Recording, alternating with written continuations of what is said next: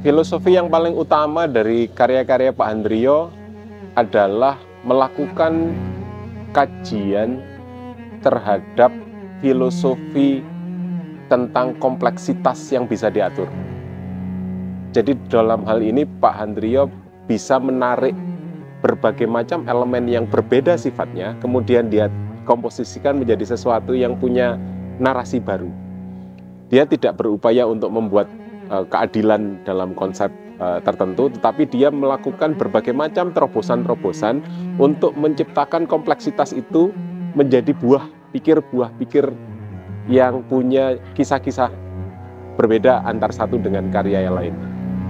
Selain karya-karyanya memang mempunyai kekuatan dalam personal style-nya, yaitu gaya geometrik yang dibangunnya, maupun dari perjuangan beliau sebagai seorang seniman yang hidup dalam lingkungan dunia kesenian Yogyakarta yang pada waktu itu didominasi oleh aliran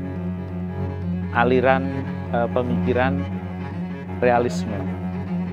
Nah, dalam hal inilah Handriyo yang mempunyai pengucapan yang lain, yang pada waktu itu gejalanya juga sudah ada pada Zaini, Osman Effendi, dan Nazar. Tetapi ketika pelukis ini kemudian hijrah ke Jakarta, Handriyo bisa mengembangkan seni lukis abstraknya itu di medan seni Yogyakarta yang dominan beraliran realisme. Nah, dalam hal inilah juga kita bisa mendapatkan informasi bagaimana Handriyo membangun pemikiran abstraksinya itu kemudian menjadi abstrak murni juga. Itu juga pengaruh dari Siddhartha. Pada waktu itu Siddhartha baru pulang belajar dari negeri Belanda. Nah, dengan demikian sosok Handriyo ini selain memang memperlihatkan karya-karya yang kuat dalam gaya personalnya, yaitu geometri abstrak dengan berbagai macam jenis. Di samping itu juga bagaimana kekuatan Handriyo dalam berjuang menjadikan seni abstrak itu berbeda pada waktu itu dengan dunia seni di sekitarnya. Jadi demikian menjadikan makna yang sangat kuat pada kemaestroan Handriyo itu.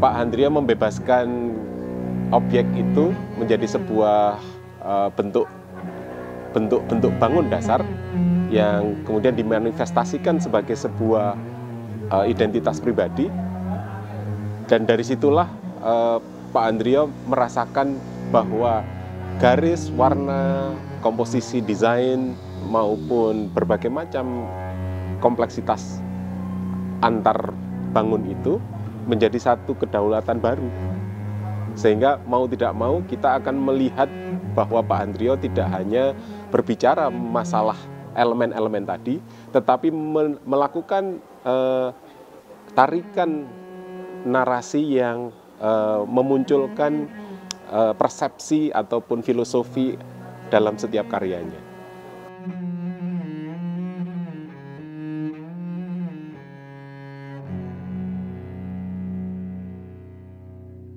Kita bisa memahami atau memaknai lebih tepatnya makna otodidak itu bukan otodidak yang sesungguhnya.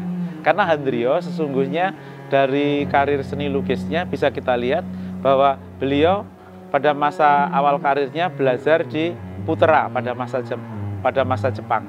Kemudian juga belajar di Keimin Bunkasi-doso.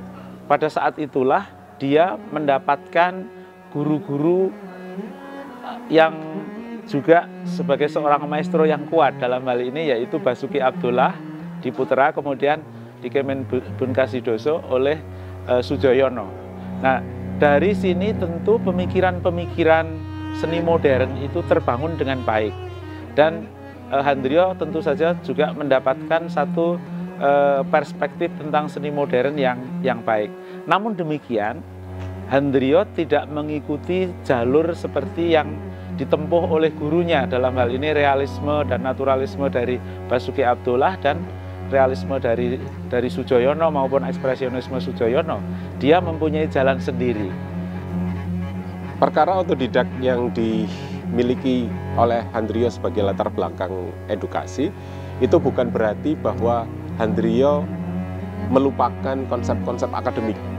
Dari kajian penelitian yang saya lakukan, bahwa Handryo ternyata memiliki basic atau dasar-dasar ilmu seni rupa, terutama pada aspek-aspek teknik, membuat garis, warna, bidang, komposisinya, dan sebagainya, itu menjembatani Pak Handryo untuk mendapatkan satu posisi, satu identitas, satu porsi di dalam perkembangan seni rupa di Indonesia, yang kemudian bisa menandai bahwa Pak Handryo itu tidaklah atau bukanlah seniman otodidak yang naif, otodidak yang biasanya tidak pernah mengeksplorasi tentang teori seni.